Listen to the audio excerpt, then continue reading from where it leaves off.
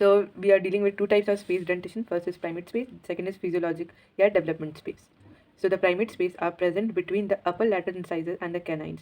See, so what I'm trying to say is that कि ये देखो, ये अगर मान लो कि lateral incisor है हमारा और ये हमारा है canine, ओके, तो ये maxillary में upper lateral incisor और canine के बीच में है और नीचे में है lower canine and the first deciduous molar.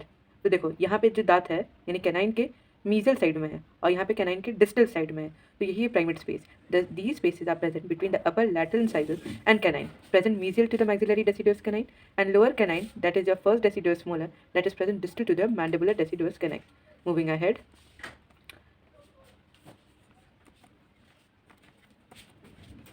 your these are called primate spaces या simian spaces या anthropoid spaces, as these are commonly seen in primate. They help in the placement of canine cusp of the opposite arc. Inter-arc relationship maintain करता है canine, इसलिए these spaces help in the placement of the canine cusp of the opposite arc. देखो ये canine cusp maxillary mandibular of the opposite arc, if you could see. So these are the primate space or simian space of anthropoid spaces, as they are seen commonly in primates. These spaces help in the placement of canine cusp of the opposite arcs. देखो ये हो गया तुम्हारा, have a look, ये हो गया तुम्हारा maxillary canine, ये हो गया मैंडिबुलर कैनाइन. तो क्या करता है, placement of the canine cusp of the opposite arch, ये कस्प हो गया ऑफ द ऑपोजिट आर. ठीक है, प्राइमेट स्पेसेस ऐसा होता है. फिजियोलॉजिक स्पेसेस यानी second type of your primary space dentation. These spaces are present in between the primary teeth and play an important role in normal development of the permanent dentation. ये क्या में help करता है, normal development of the permanent dentation, that is important. Okay, the total space may vary 0 to 8 mm with the average 4 mm in the maxillary arc, 1 to 7 mm average 3 mm in the mandibular arc. This is very basic. Non-space dentation, primary teeth may be present without any spaces in between the teeth. This lack of space may be due to the narrowness of the dental arc और teeth are wider than usual. अब देखो तुम्हारा ये है dental arc, okay, ठीक है. अब अगर इसमें जितना ही जगह रहेगा उतना ही दांत आएगा, ठीक है. अब दांत बड़ी बड़ी आने लगी तो इसमें कम दांत अटेगा, तो इससे क्राउडिंग बढ़ जाएगा, इसमें स्पेस नहीं बचेगा. अगर यही आर्क में ऐसे है और छोटे छोटे दांत हैं तो ज़्यादा दांत अटेंगे. सो प्राइमरी टीथ में be present without any spaces in between the teeth. ठीक है, यहाँ पे स्पेस भी हो सकता है, नॉन स्पेस भी हो सकता है. This lack of space may be due to narrowness of the dental arch, छोटा हो जाए, कभी ऐसे था मान के चलो और कभी ऐसे हो जाए, तो डिफरेंस है ना कि नैरो हो गया, और या जो दांत आती है वो wider than usual.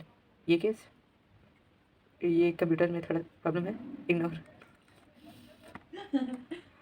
This type of dentation usually indicates crowding and developing permanent dentation, but it is always not the case because it may depend on the individual growth of jaws.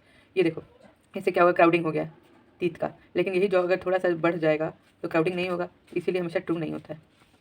Occlusional relationship. So the primary dentation develops independent of other morphologic changes. There is little interrelationship between the primary tooth development and skeletal maturation. Little है पर है. Primary tooth development and skeletal maturation, ये याद रखना. Little है लेकिन है. Relationship between the primary tooth development and skeletal maturation. This dentation is complete after the eruption of the second primary molar, क्योंकि third molar erupt करे ये ज़रूरी नहीं है. So इसलिए हम बोलते हैं this dentation is completed after the eruption of the second primary molar, indicating that the location for the permanent teeth has been determined at this stage. The dental arc circumference that connects the most distal surface of the right and the left second primary molar should be preserved for the permanent dentition after exchange of dentition. ये यहाँ पे क्या बोला, जो dental arc circumference है, ठीक है, ये मेरा मान लो dental arc है, ठीक है, circumference that connects most distal part. So the dental arc circumference that connects the most distal surfaces of the right and the left secondary primary molar, right and left distal surface should be preserved for the permanent dentition after exchange of dentition. Okay, so moving ahead, primary molar relationship.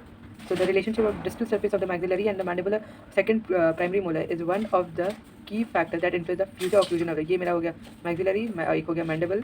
इसका distal surface को preserve करना होगा, क्यों, क्योंकि ये हमारा future occlusion बताता है, इन्फ्लुएंस करता है परमानेंट डेंटेशन का. Okay, the meso-distal relation between the distal surface of the upper and the lower second primary molar can be classified into flush terminal, meso-distal terminal and the distal step terminal.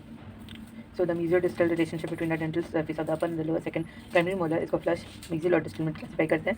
Flush terminal is the distal surface of both upper and the lower second deciduous molar are in the same vertical plane. It is favorable relationship to the guide permanent molar. अब देखो कैसे,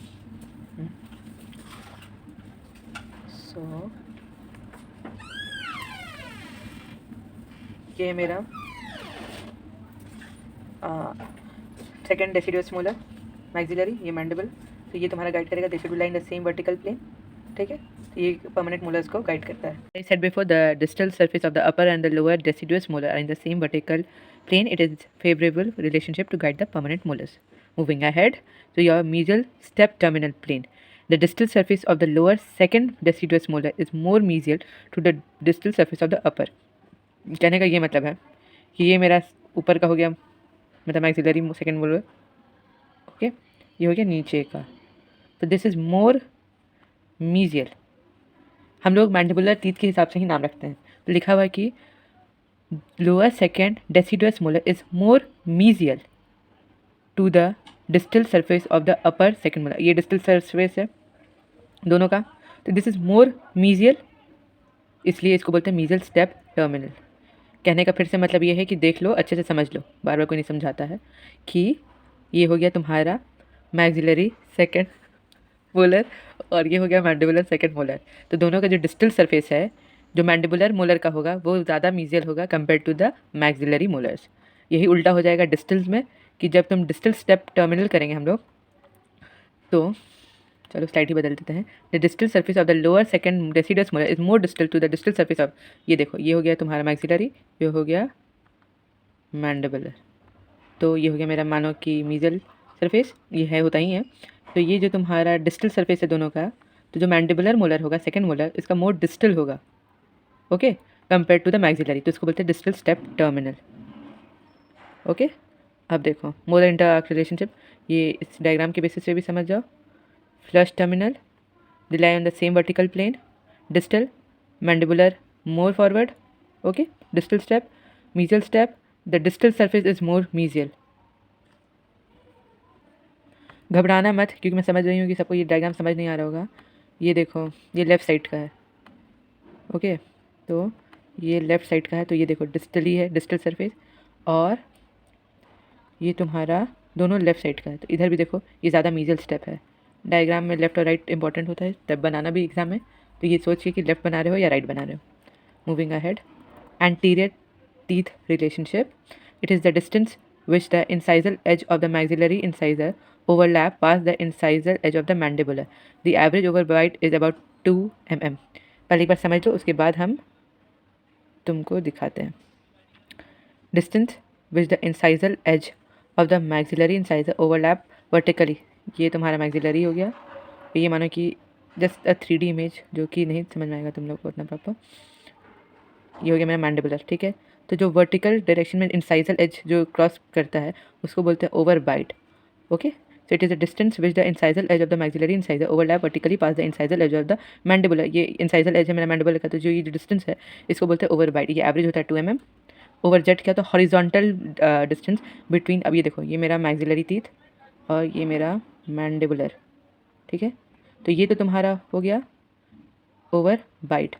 देखो over jet कौन सा होगा, it is a horizontal distance between the lingual aspect of the, अभी lingual aspect हो गया तुम्हारा मैक्सिलरी का, और ये लेबियल एस्पेक्ट हो गया तुम्हारा मैंडिबुलर का।